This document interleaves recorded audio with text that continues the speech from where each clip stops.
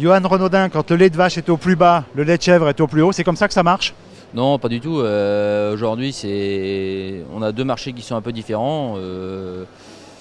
Voilà. Alors, comment se porte aujourd'hui la production de lait de chèvre? La production de lait de chèvre se porte bien. On a connu des années difficiles il y a 3 ans. Aujourd'hui, ça va beaucoup mieux. Et comment vous expliquez cette remontée des cours? En montée des cours, c'est l'adéquation entre la production et le marché. Dès que le marché baisse un petit peu, la production reste constante. On a des petits décalages et on essaie de les ajuster au mieux, mais dans l'élevage, il y a un peu d'inertie. Et comment vous avez résisté pendant les mauvaises années? Comment vous avez fait? On a eu une marque, Soignon, qui nous a énormément soutenus en tant que producteur, qui nous a protégés au maximum, même si c'est pas toujours facile. Comment ça marche ça? Comment la coopérative ou la marque vous protège? Elle nous protège en estampillant les fromages et la marque Soignon au lait français. Donc ça veut dire que c'est quand même protecteur pour nous producteurs.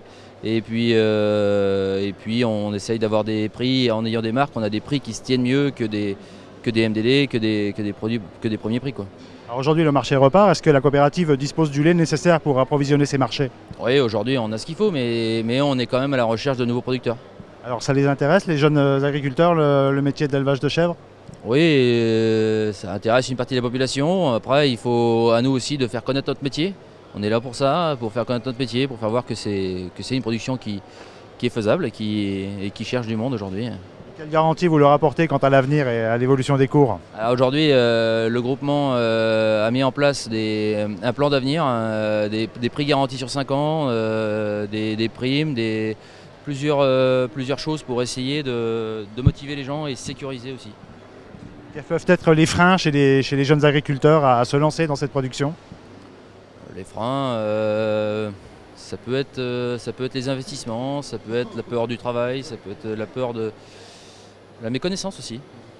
Et là sur le salon, vous avez des contacts, vous avez un bon retour de la part des consommateurs, puisque là ce sont des consommateurs que l'on croise. Ouais, et on voit qu'il y a encore du travail en communication, il y a énormément de travail à faire encore. Hein. Votre marque a 120 ans, il faut toujours appuyer dessus? Il faut toujours appuyer dessus. Pour progresser, il faut toujours appuyer sur les produits qu'on fait. La concurrence est rude dans votre secteur? La concurrence est rude, oui, il y a de la place. Il y a beaucoup d'interlocuteurs, mais il y a aussi de la place pour tout le monde. Donc si on est sérieux, il n'y a pas de raison. Hein. Alors, on a parlé de la COP, on a parlé de la profession, on a parlé des jeunes. Vous, votre exploitation, en 2 mots, c'est quoi? Nous, on est en GEC à 4 associés, avec un salarié, des stagiaires temporairement. Ensuite, on a 620 chèvres en production, de la vache allaitante et un peu de céréales. Et qu'est-ce qui est le plus profitable?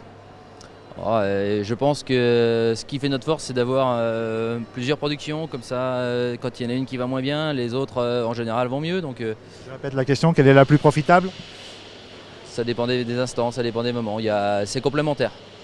Très bien. Johan Renaudin, je vous remercie. Merci, au revoir.